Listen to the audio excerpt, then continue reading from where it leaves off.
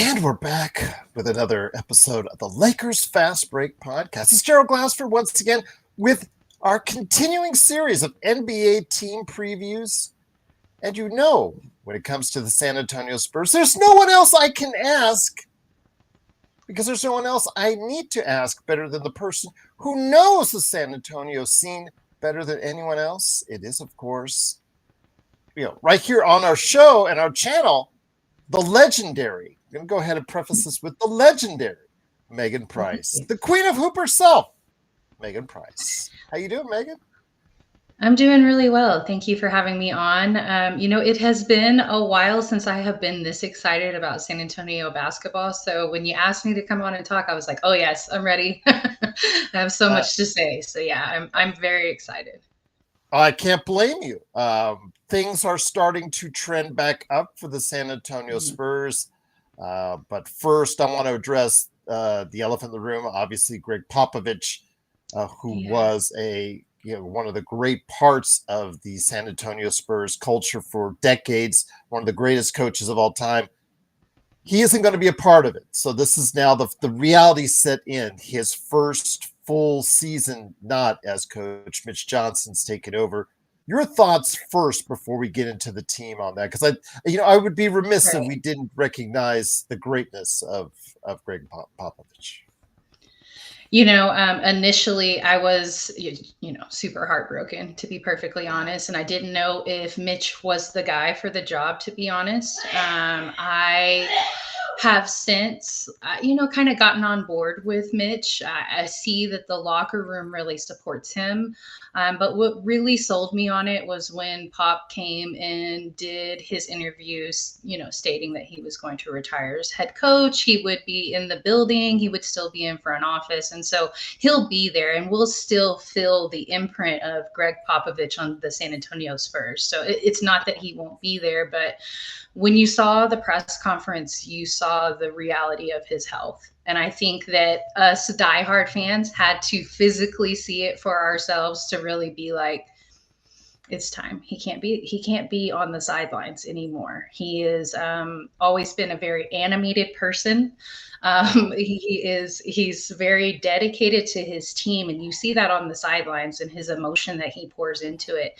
And for him to be safe with his health, he can't be doing that anymore.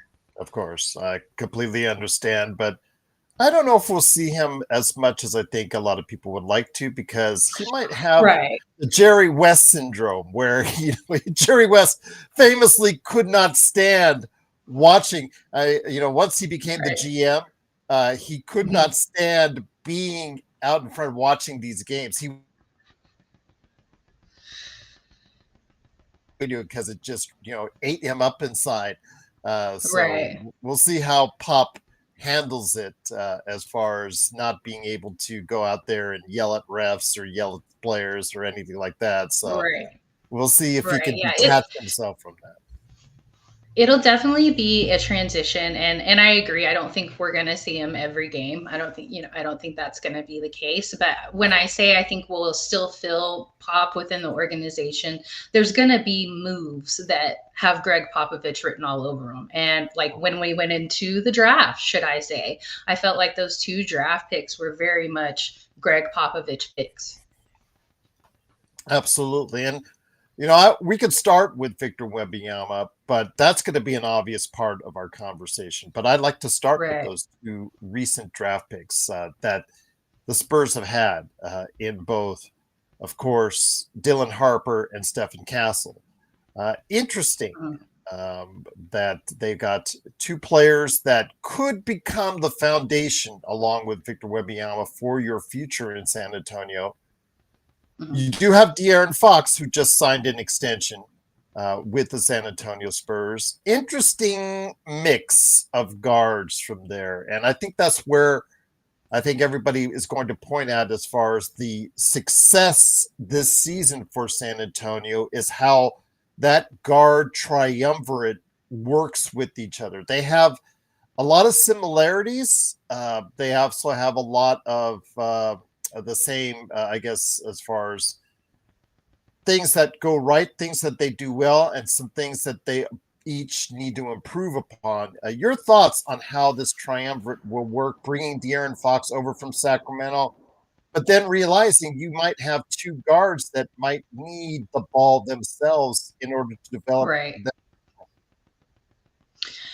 So I think you look at rotations, and that's kind of how you make your decisions there. Obviously, the rate of development too. So Stefan actually won Rookie of the Year last year. So we had back-to-back Rookies of the Year. We had Wemby, and then we had Stefan. And Stefan came in league ready, starter ready. And that is something that we just don't see in San Antonio very often.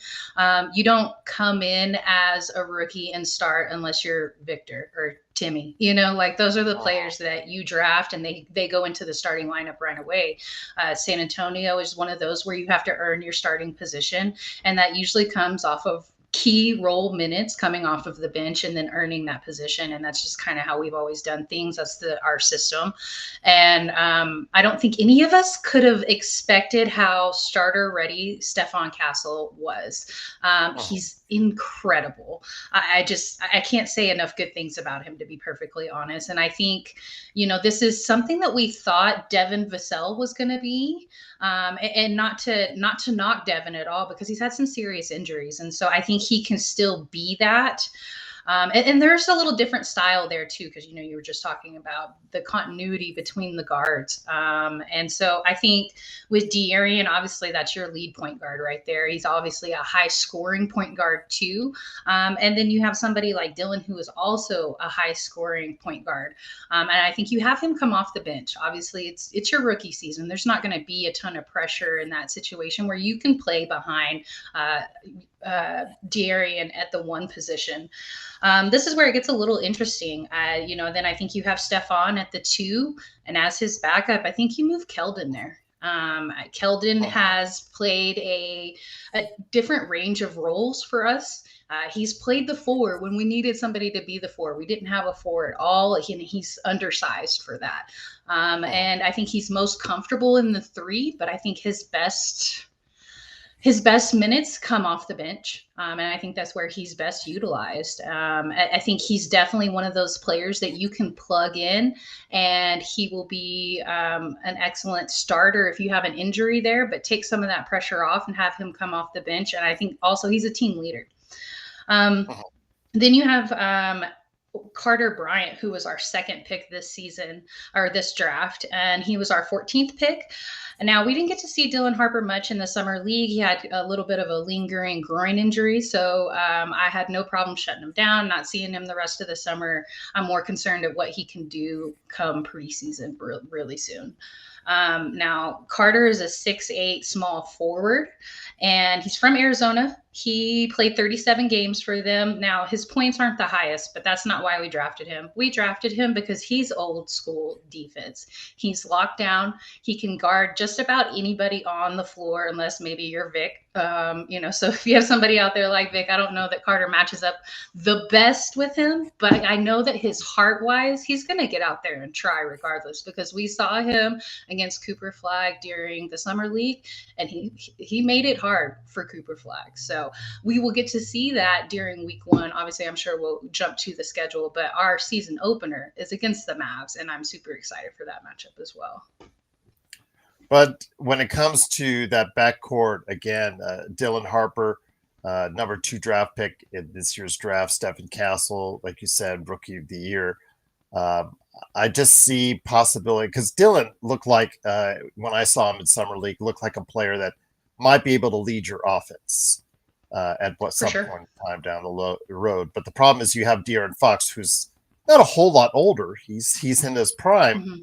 But it creates a little bit of a quandary, because I understand that both your young kids there in the backcourt, Castle and Harper, I just think that at some point in time, San Antonio is going to have to make a commitment on what they want to do long-term with those 3, how they want to go ahead and interact. I understand Dylan and Stephen Castle right now aren't the best shooters. De'Aaron Fox is not the best shooter and never has been the best shooter. He's more of a clutch player. Like you said, a score, depends a lot on his speed. But that fit between those 3, how do you see it developing? At some point in time, maybe San Antonio, even despite the fact that they gave him an extension might have to make a decision long term what they want to do with De'Aaron Fox. I think that we'll see something very similar to what we saw in the big three. And you're going to see somebody decide to be the best role player that they can be, and maybe the best sixth man of all time. I think we see a Manu Ginobili move right here. If Dylan decides to be that part, or if Mitch decides to put Dylan in that role as far as coming off the bench and know that, maybe you could be on another team to be a starter. But the way the Spurs do things is they spread their money around in order to bring the best of the best. And I think one of the main reasons you got a San Antonio clip in your intro is because our bench was comparable to our starters. Were they better than? No, but comparable. And I think that was part of the reason why we were so good for so long. So, I think we'll see. This is one of those. Will we see Greg Popovich in the building still? Somebody will make a move to be the best six man. All right. And of course, it all leads off with what could potentially be one of the best players in the NBA already this season, a guy that is in the running for MVP here in Vegas, and that is Victor Wembanyama, someone who I've seen on more than one occasion live. I saw him when he first came to America and played here in the suburb of Henderson in that game against the G League Ignite, and seeing his career develop. He is the real deal. I think a lot of people will be impressed about where he was going to go from here, his defensive prowess, obviously his size, what he can do with it. Whether or not he wants to commit to the 4 or 5. I mean, we had to deal with that with Anthony Davis, who at 6'11", 280, always convinced himself, oh, I'm a power forward. I'm not a center. I'm a power forward. Okay, whatever floats your boat. The stats say you're better as a center, but if you want to say you're a power forward, whatever. He's happy now in Dallas because he's got centers alongside him. This is what makes him happy. That's fine. Okay, great. That's fine. But Victor Wembanyama as a 4 when he's younger, I think right now is a good fit for him. But who plays alongside of him? Or does he have to play in 5 in your starting lineup? I'm not sure exactly right now where he fits, but then again, he's so talented, it really doesn't matter, does it? No, because you can see him at the 1. You will see him at the 1 at one point in some type of rotation there. I think Vic can just slide motionlessly through and just flow through whatever. But we also have a couple of pieces that we added during the offseason at center, and then also at the 4 as well, that I think bring some, I don't want to say veteran leadership, but veteran experience. We were able to get Luke Cornett, and I think this is one of the most underrated signings during the offseason. And then Kelly Olynyk. I've been a huge fan of Kelly's for a really long time. And I know that kind of sounds strange to hear because he's a journeyman, but I've always really loved his game. And when we picked him up, I said, oh man, this is one right here. I was waiting on this right here. So I think that's going to make our bench that much better. And then also when those rotations come in, because what if Vic isn't healthy for the entirety of the season? That's something that we're coming off of at the moment already. So things happen, even to the best players. They don't play every single game. So you need somebody that's going to be able to come in and fill in. Now, are they going to be the same as Victor Wembanyama? No, nobody is. One thing I want to ask you, though, because again, like you said, with the additions of Cornett and Kelly Olynyk, obviously Kelly Olynyk spaces the floor. He hasn't really had a chance to do so in Toronto and New Orleans last year, but obviously we'll probably get a better chance, a little more minutes, or at least provide veteran leadership to the team, a young team that's developing. You also have, like you said, Luke Cornett, who may be interchangeable as far as a starter or coming off the bench, depending on how you see it. Some people have imagined him as the 5 and moving Victor to the 4. In certain scenarios, as far as it's concerned. But if we play at OKC, I could see that. Yeah, I could see that as well, or Houston, or some of the others that they are have a tendency to go ahead that do the double big scenario. So, but the one thing I do want to ask is the forwards. Like you said, there's some questions about Devin Vassell, his health, and his. I think people were expecting hopefully him to step up to another level. and I don't think it's happened as of yet. And then you have Right. the veteran Harrison Barnes, who did shoot 44% from three last year, but he at his age, 33, wonder how much he's got left in the tank.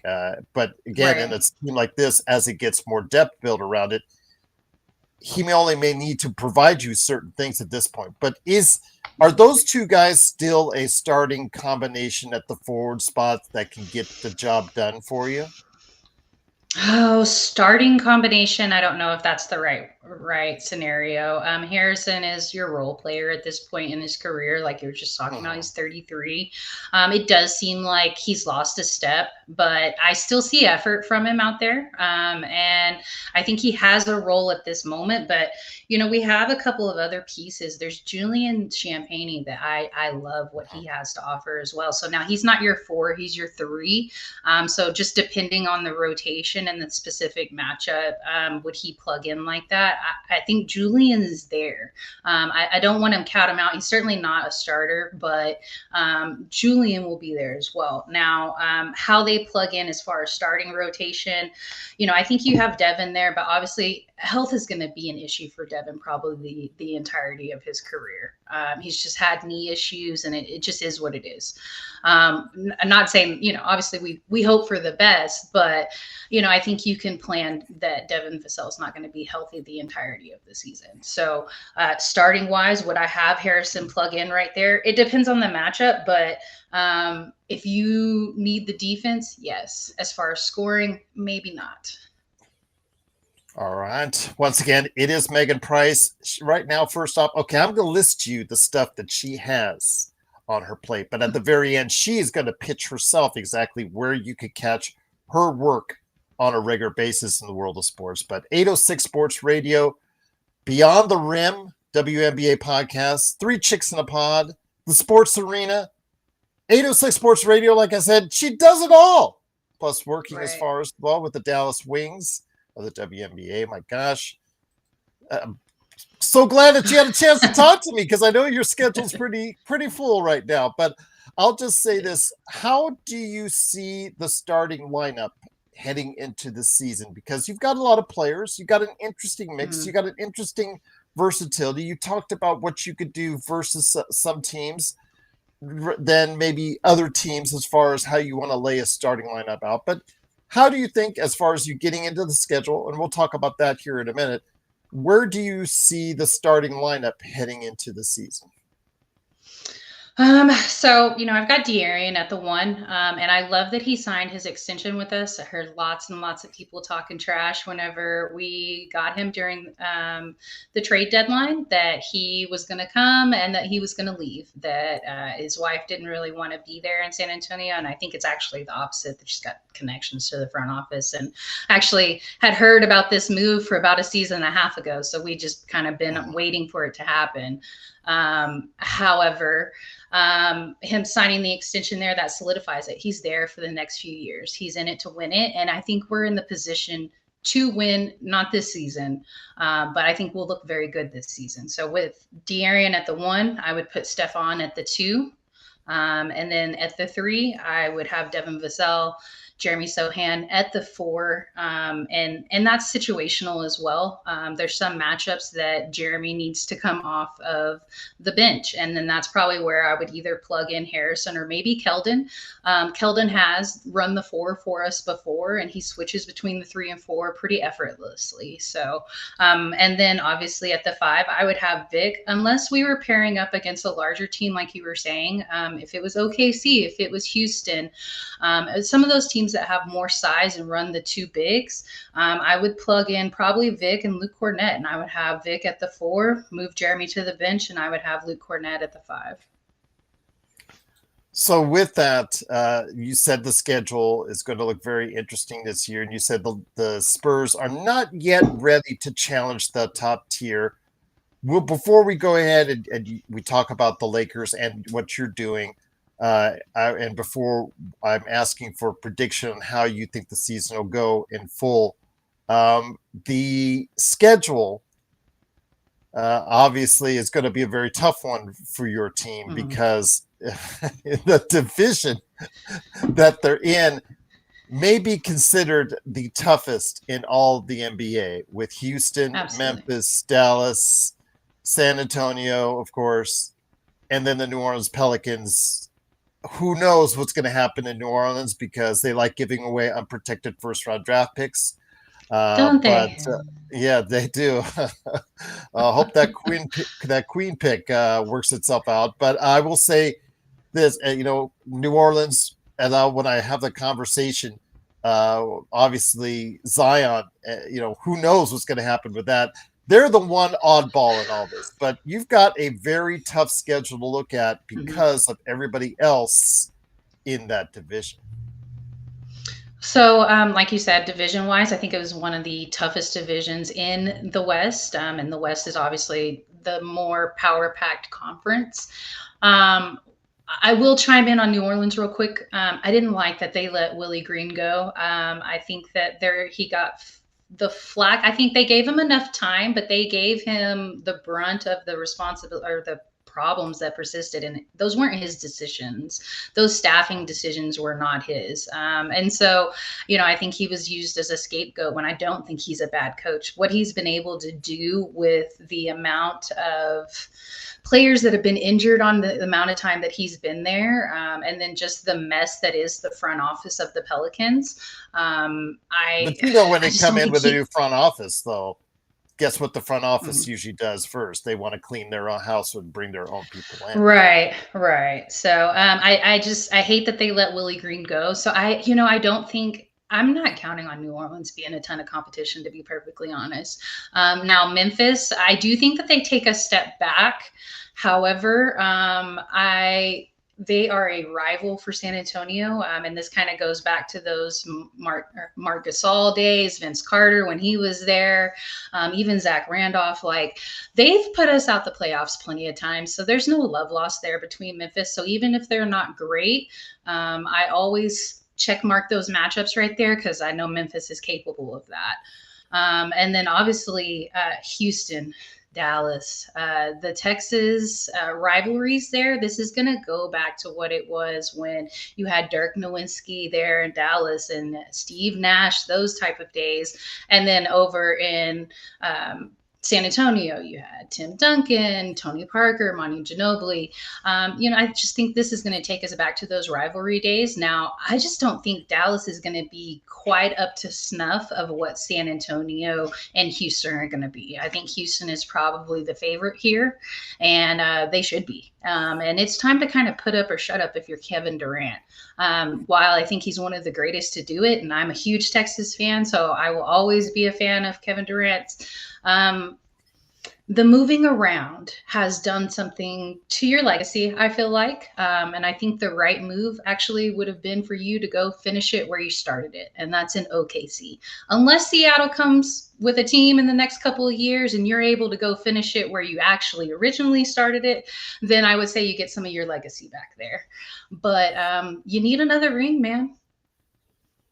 There you go. I think a lot of people agree with that and say the same thing. So let's say everything went right for the San Antonio Spurs, in your opinion. All the different combinations, the variety, the diverseness you can throw at different teams, with size, with length, with shooting, things of that nature. If everything went right, where do you see this team going? I think our ceiling this season is a second round playoff exit. I see us making the playoffs probably through the play-in tournament, whether that be, we might make it legitly. We might be in that 3-6 series, but I don't see us higher than the 6 seed, most likely. And then, the likelihood of us making it in on a play-in scenario, I think, is very possible. And I'm fine with that. And I do even think that if we catch that 2-7 matchup, I think we can upset a 2 seed. I think we're capable of that. But I don't see us making it further than the second round of the playoffs. I think if Victor has a MVP-like season and he's around for 70 games, that is very much in the conversation as far as. No, agree.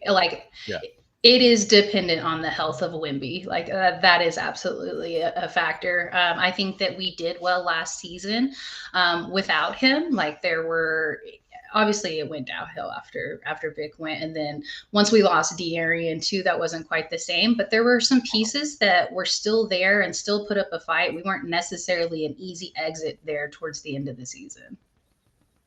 Well, there you go. Once again, it is Megan Price. She's going to tell you exactly where she can be located at as far as on the various mediums that she's at, as far as radio, television, what have you, here in a second. But before we do that, I always ask my guests that are doing team previews that their thoughts on the Los Angeles Lakers for this season. And as you know, I want to unbiased opinion. I actually look for people that are not Lakers fans to give me honest opinions on what they think about the Lakers. I think it gets a better barometer on what people perceive the Lakers to be, because you could be in that Lakers bubble and you can think you're the greatest thing in the world and whatnot. And of course, everything's said about Lakers fans.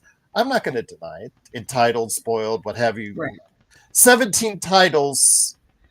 And for Boston, 18 titles, your fan base has a tendency to drift towards those different type of things. It's at this point, it's really hard to defend that. But it's really sometimes good to get a grasp of what other people see and how they evaluate the Lakers' talent as well. So with that, of course, we know Skinny Luka is now back in good health. Heading into training camp and all that good stuff. Your thoughts, though, on this Lakers team and how far it may go as well.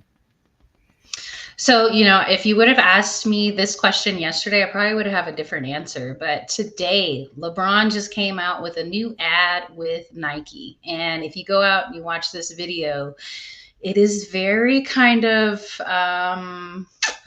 what's the word? Pensive. Like it just seems like it might be the swan song for LeBron. And if it's the last year for LeBron, I think anything's possible. He's somebody that, we talk about him hitting the switch in the playoffs. He's a completely different person in the playoffs compared to that last month of the season, let's say, of the regular season. And like I said, if you can't count out LeBron, especially if it's that swan song. I think Luka was I don't think he was as bad at defense as people were trying to say to justify the trade. Had it been maybe 2 seasons before that, I would have said, yes, he doesn't give you any effort. The season after that, he gave you some effort. And then last season, he really tried at defense. Now, he's not going to ever be an elite defender, I don't believe, but the effort is what you need. You don't go out and play Steph Curry and say he doesn't play defense. He may not play the best defense, but he gives you effort. And that's what you need out of Luka because he does so much more on the court. I think that this pairing between him and LeBron is going to revitalize LeBron. I think it's going to take him to, I don't want to say like Miami Heat LeBron because I would, as a Spurs fan, I definitely don't want to match up against that. But I think LeBron is going to look fantastic, and I'm very excited to see how they look. However, I think there's going to take some time trying to figure out what's going to happen at the center position for you guys, which was always a question anyway with Anthony Davis bouncing back and forth. And obviously his health will always be an issue for Anthony Davis. I'm a big fan of how AD handles that, though, because, there's a lot of people that like to take to calling him soft or, Charmin soft, or he's brittle, or he's just sitting out games. You see it on him, how much it hurts him not to be in the game. Like you can literally see it all over him when he's on the sidelines of not being able to be competitive. When he was in New Orleans and he demanded a trade, they sat him and he told them to put him back in the lineup because he was healthy and he wanted to play the game. And I respect that so much because there's so many players that would sit out. Kawhi, I'm talking to you, it would just not play. And I don't see that in Anthony Davis. So I think that losing him, it will be felt, but I think you guys will figure it out. And I see you guys around the 4 or the 5 seed. I think you'll be comparable to the Spurs, but about a step better. I say that's a astute evaluation. Again, a lot of it's riding on DeAndre Ayton for his personal finances going forward, because it's pretty much a shut up or put up or shut up deal for him that he signed with the Lakers. But even if he averages his career averages, that's 16 and 10 that you didn't have once AD left. So that's if that's the best you're going to get from him, that's still, for us, with 2 20-point scores, 3 if you consider Austin Reeves. That's something that is sorely needed on our team. So yeah, seeing it's 4, 5, that's a lot of where a lot of people have them targeted heading into the season. So I could say that's a very fair evaluation indeed. But Megan, I just cannot thank you enough, as always, for being on the show. Feel free to pop in anytime you can during the season, as far as that's concerned, to share your thoughts on the Spurs. And before I head on out, you got to go ahead and give the cheap plug that's out there. I always ask my guests to give the cheap plug. Where can someone find all the great work that you're doing in the world of sports? So you can just search the Queen of Hoop. You will find me on Instagram, X, or Facebook. You can search the Chicks podcast. And so we actually have 3 chicks in a pod, but there's another version of it called Chicks and Salsa, because we found a 4th chick and we just love her so much. So we have kind of a spinoff with that one. So just search the Chicks podcast on YouTube and you will find that. We're also under that same name, the Chicks podcast, on any streaming podcast, just audio. So you can find us on any of that as well. You can find me at 806 Sports. That is through their Facebook. And if you like baseball, if you like AA baseball, I actually do production for the Sod Poodles here in Amarillo. So if you get on milbtv.com and want to watch what we're doing, we're the AA affiliate of the Diamondbacks. We are hopefully going to the playoffs. We're doing pretty well right now. We're a 2-time champion, and this is our 7th season. So, we're decent. We're pretty good. There you go. Absolutely indeed. So start with the Queen of Hoop right there for you, and it'll take you to everything that Megan Price takes care of in the world of sports. And I'm rooting actually for Victor Wembanyama for personal selfish reasons, because I talked to you about how I was in that game in the Henderson area, that first game. I have the ticket for that game. Oh, wow. I might be one of the only people, because it was all the where you go into the games now, where you just flashing your there's no physical ID. Ticket hardly anymore. No physical ticket, but I asked for a physical ticket when the lady for that purpose. Said, because they had those printed for that purpose. I'm like, let's just see how this is going to go. So you got to get it signed, man. Well, I tried, because I know somebody who knows him and the family directly, but he felt uncomfortable doing that. I did not want to put him in an uncomfortable situation. Maybe mail it in. A lot of athletes, you're able to mail in your memorabilia and have it signed. I'm the type of guy that looks like I don't want autographs. I know I'm not typical of people who are in my age bracket, because most of these guys are just like, yes, I want to sell on eBay. And there you go. Right. With the kids that are looking for the innocent little, hi, can I have your autograph? Right next to a 50-year-old guy that looks like me, going right, can I have your autograph too? It's just like, or they get the little kid to do it, and then they give it to the older guy who sells it on eBay or whatnot. It would be for investment purposes, but this is something that you don't even touch for 20, 30 years down the line. Right. There's finally true value on it. But yeah, I don't know if I'll ever cross paths with Victor and if ever signed it for a guy like me, but I'm not going to send one of my girls out there or anything like that just to try to contact. If he's going to do it legit, and I would be very appreciative of it. But yeah, I do have some selfish reasons why I want him to succeed, but the talent is there. He is the unicorn, and we'll see how it progresses from there. But Megan, you've been tremendous as always. Again, success to you, continued success to you and all your ventures, to your San Antonio Spurs that are now on the rise. I think next year, our team, if I do this next year, I think our conversation will look a little more different next time around. I agree. Once those a year of maturation out there. So we'll see how that happens. But it is Megan Price. Please go ahead and check out all the great work that she's doing today. Megan, it's just been great to have you back on talking San Antonio Spurs and the Lakers, of course, right here at the Lakers Fast Break Podcast.